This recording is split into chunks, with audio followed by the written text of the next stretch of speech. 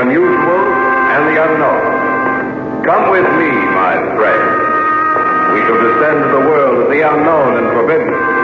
Down to the depths where the veil of time is lifted and the supernatural reigns as king. Come with me and listen to the tale of Out of the Sky. Certainly, there is in all the vastness of the universe many worlds on which intelligent life has developed. Watch the sky on a clear night, and there you will see flickering in the darkness of Earth's night 1,000 suns stronger than ours, and the satellites of these suns will be invisible to us. And the fraction of the universe we see will seem immense, and we will be in awe of it.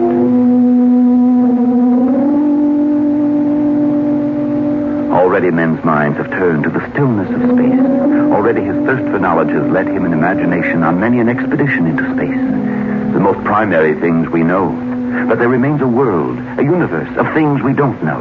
And if there is life in other worlds, how advanced is it? How much farther have they progressed than have we? Why would it not be possible for them to learn the secret of space travel long before we were even close to the answer?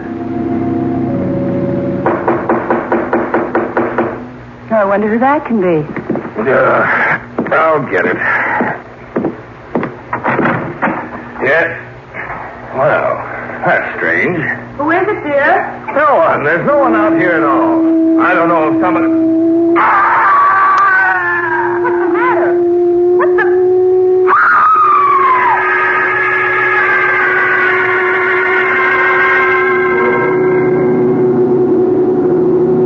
Fasten your safety belts.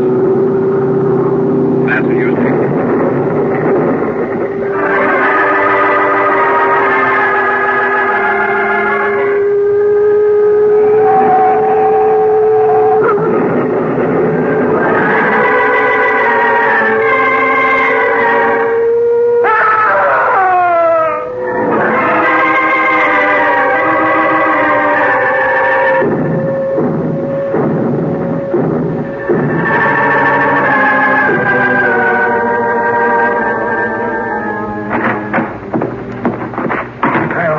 Here's the last of those reports, Jeff. I can't understand it, Tom. A man and his wife who died, an airplane that crashed, several people killed in their cars, and several mysterious explosions. I just can't understand it. Sabotage, maybe, I don't think so. Sabotage involves destruction of a country's production potential, propaganda, that kind of thing. These people who died in their cars, a man and wife they found dead in their home, that's not sabotage. They don't work that way. Why is it happening, then? I don't know. That's what's almost driving me crazy. These people have died, except in the smash-ups. There isn't a mark on them, nothing to show how they died. No clues, nothing at all. One thing. Do you notice how this has all been centered in one section of the country? Yes, in the southeast, not far from the Atlantic coast. And around this one town, right here in the map. One isolated town. There's a report here I didn't show you, Tom. No? What is it? Came in a short while ago. Traces of radioactivity have been found at each scene of disaster. Radioactivity? That's correct. Carlson here. Yes, Tom Dakin's in here right now. It has us puzzled too, Major. No, we haven't learned anything else. Yes, sir. Yes, I understand. Goodbye. That was Major Williams. So I gathered. He wants us to go down there. Oh, when? Just as soon as possible. He says he's pretty sure this isn't sabotage. That he thinks there's something far more terrible than that in back of it.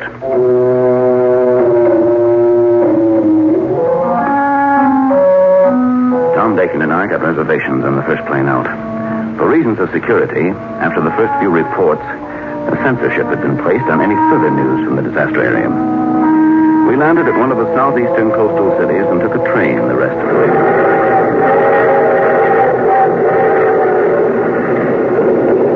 Another hour, we'll be there, Tom. Yes, I know. Why so gloomy? Well, we don't know what we're fighting. What's behind everything that happened? That's what we're supposed to find out. Yes, I know. And that's what I'm afraid of.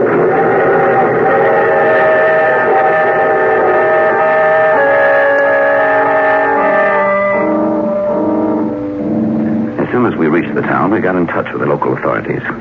They took us on a tour of some of the disaster sites. We finally wound up at the lone house where the man and his wife had died. By that time, it was 9 o'clock at night. The chief said he'd wait out in the car for us. He's probably tired of seeing these places. The chalk lines on the floor show where they found the bodies. And these pictures show us the position they were in. Yes, but they don't tell us anything. Let's check the radioactivity. Use your Geiger counter. Right. That's radioactive, all right. Move over a little closer to where the bodies were lying. Jeff! Yes? What did they say the reading was before? 2. Well, something's crazy then. This reading is 4.3. What? That's right. That must mean the radioactivity is increasing. But how? I don't know if that answer any more than... Listen. What do you hear? Turn that Geiger counter off. Right. Now, do you hear it? Yes. Like a high-frequency hum. Where's it coming from? You tell me. What's that? Oh, that's an explosion from outside. Come on, we better see what it was. Tom. Yes, I see it. Where that police car was waiting for us. There's nothing there now but a pile of smoking metal.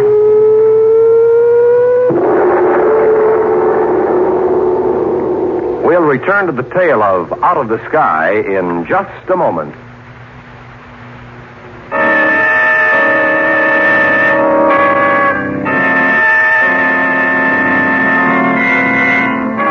Back now to the Hall of Fantasy and the tale of Out of the Sky.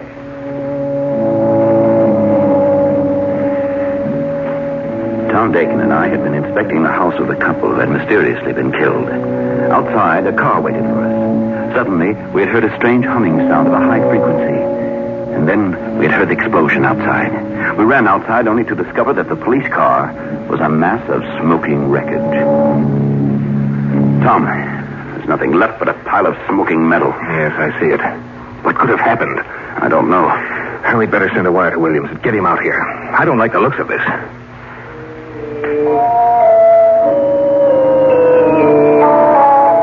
We got back to the hotel as soon as we could. We decided to call Williams when we got there, but upon arrival we discovered that Williams had sent us a wire saying he would join us just as soon as possible. He came in on the noon train the following day. Well, there he is, Jeff. Let's go meet him. Right. Oh, he sees us. Looks worried. Good to see you, Carlson. Dakin, anything wrong, sir? Let's get out of here. I'll tell you then.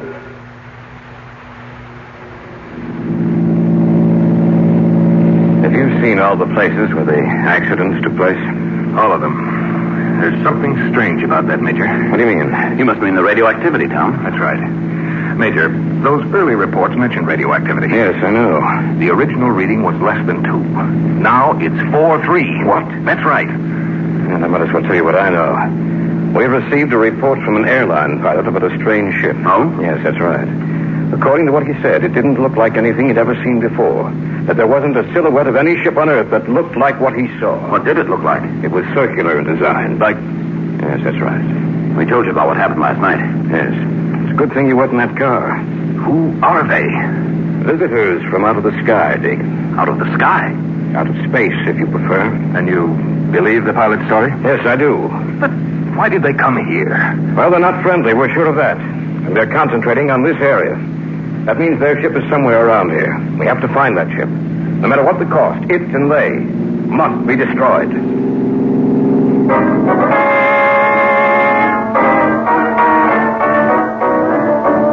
Late afternoon, a battalion of troops had moved into the area. They were kept out of the town proper, so as not to frighten the citizens. Another battalion would arrive the following morning, and then would begin the long search to locate the mysterious visitors from out of the sky.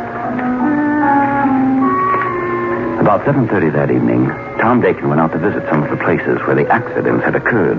We had set up camp with the troops on the edge of town. It was 9 o'clock when he returned.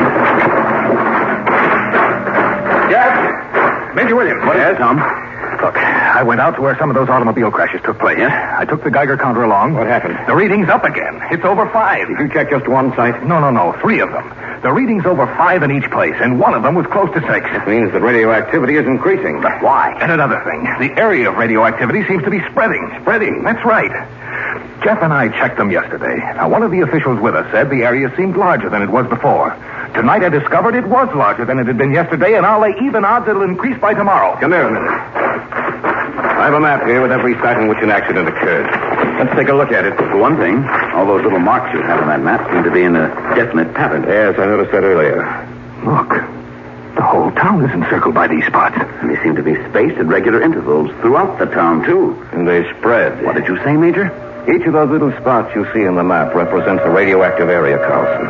A radioactive area that is spreading all the time. It's like a fire. See how the town is ringed with those little spots? And see how they're spaced inside the town? The area of radioactivity is moving in from outside the town, and from those spots inside, it will spread and move out. Spread like a fire until the whole town is nothing but a mass of radioactivity. And the people must be evacuated. That's right, just as soon as possible. Mr. Williams, someone to see you, sir. They told me you're the man I should see. Major Williams? Yes. My name's Kincaid. I own a farm about 15 miles from What here. did you want to see me about, Mrs. Kincaid? I'm a spinster, Major. It's missed. I'm sorry. Oh, shouldn't stand on ceremony, I guess. I saw something funny I think you ought to know about. For heaven's sakes, what is it? I got a lot of property, Major, and there's a lot of woods on it. I was out this evening just walking around the place. I like to do that, you know. I was walking down near the South 40. That's where the woods is the thickest. And I heard a queer humming sound. Like a high-frequency hum? I don't know what frequency it was. It was just a hum. I didn't know what it was, but I walked into the woods anyway. And then I saw it. What did you see? Funniest looking thing I ever saw in my life. Big and round. And it glowed. Seemed to be surrounded by a circle of glowing light. Looked like a ship of some kind. Kind you might imagine would be a spaceship. Will you take us out there? That's what I came for. This may be the thing we've been looking for. Come on.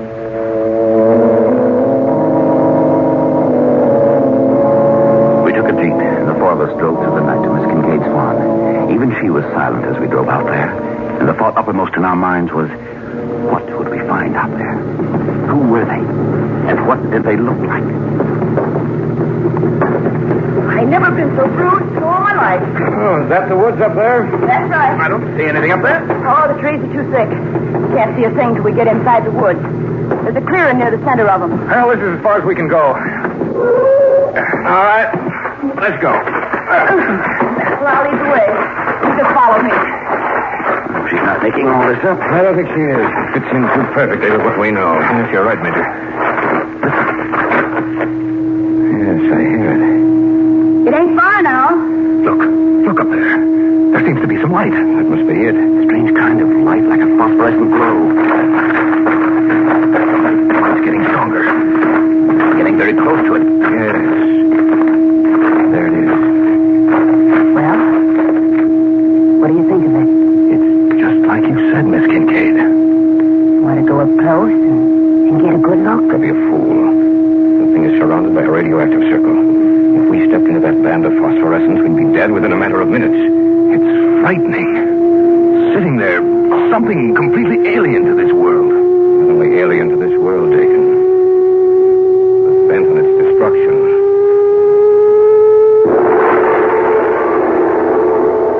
You are listening to the tale of Out of the Sky on this week's journey down the corridors of the Hall of Fantasy. We'll return to our story in just a moment.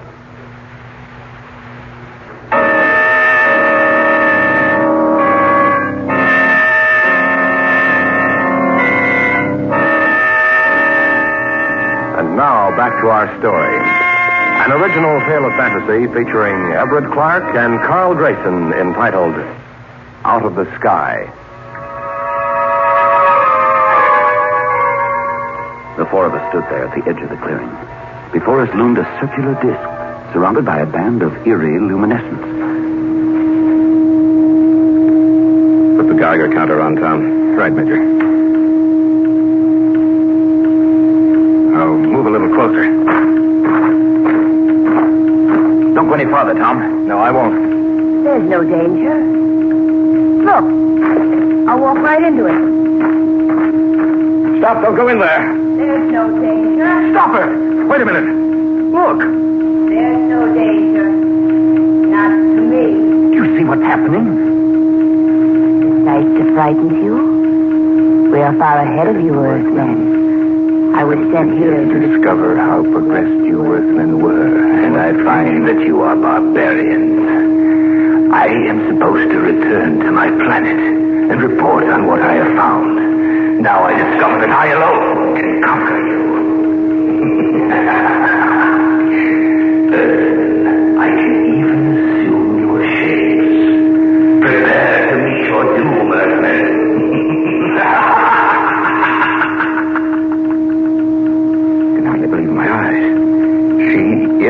Went into that phosphorescence and then it dissolved before us. And something seemed to float there with no body, no clear outline as to its form. It said, prepare to meet your doom. Listen. Quickly. Get back as far as you can. Are you all right, Tom? I'm coming. All right, drop down on the ground. And just pray that we're far enough away. Listen. Taking off. How fast it's traveling. Gone. No. I don't believe it's gone. I believe that it will land somewhere close by here. Look. The phosphorescent glow is gone. The minute the ship took off, it disappeared. And I'm willing to stake my life in the fact that all the places that showed increasing signs of radioactivity are completely safe now. There should be no signs of it until that ship returns. And it will return. Believe me, it will.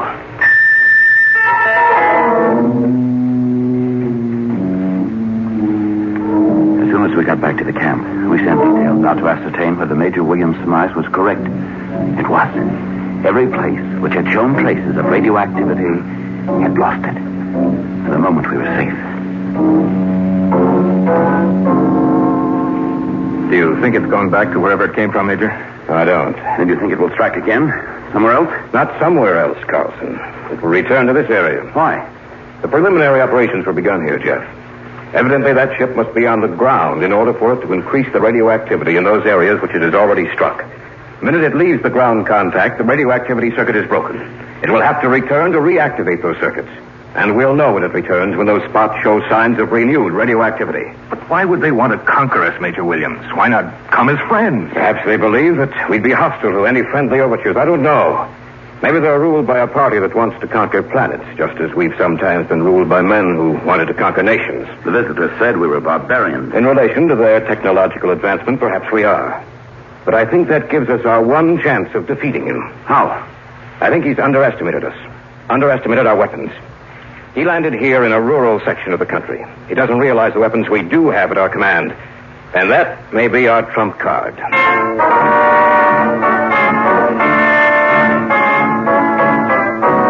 Major Williams sent out a rush order for new troops, as many as possible. By noon the next day, an airlift was set up. And every few minutes saw the arrival of new planes pouring out their cargoes of men and equipment. Special guards were placed at each one of the points where radioactivity had been charted, with orders that if one of them should show signs of renewed radioactivity, the guard was to contact the command post at once.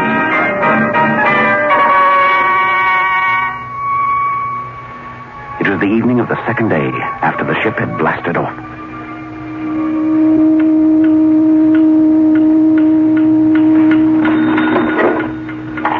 Carlson here. Yes.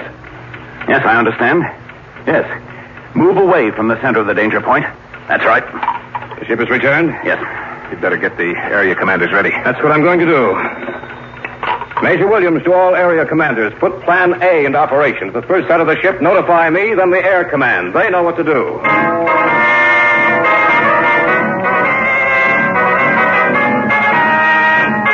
Reports came in from each guard post that signs of radioactivity had reappeared.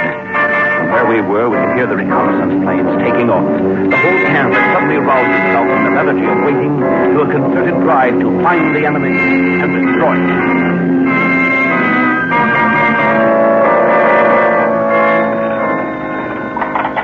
Carlson here.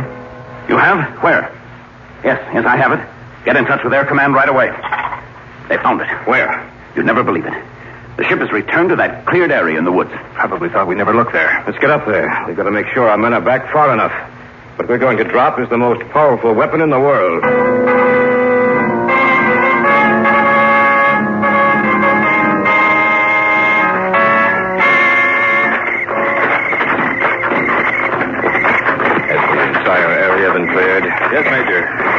been ordered back beyond the danger point. Good. I wonder if the thing inside that ship knows. Yes, I think it does know.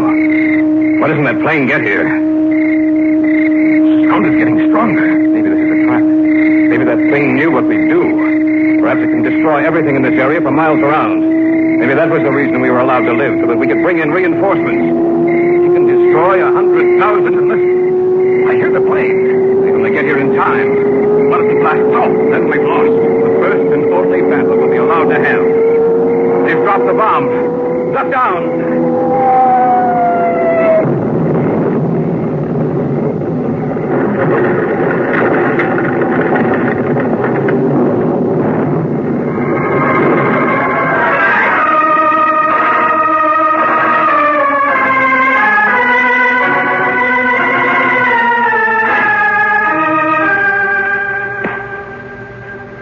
We've done it, Major. We've done it. The ship was destroyed completely. I believe that the bomb was dropped just in time. A few seconds longer, and all of us in this area would have been destroyed. He said that they were waiting for his report. If he doesn't return, will they come looking for him? Perhaps. Then again, they may think that we're stronger than they are. Who can tell what will happen? Perhaps the future may bring other visitors, and they may be friendly. Then again, they may be our enemies. We can't tell what will come from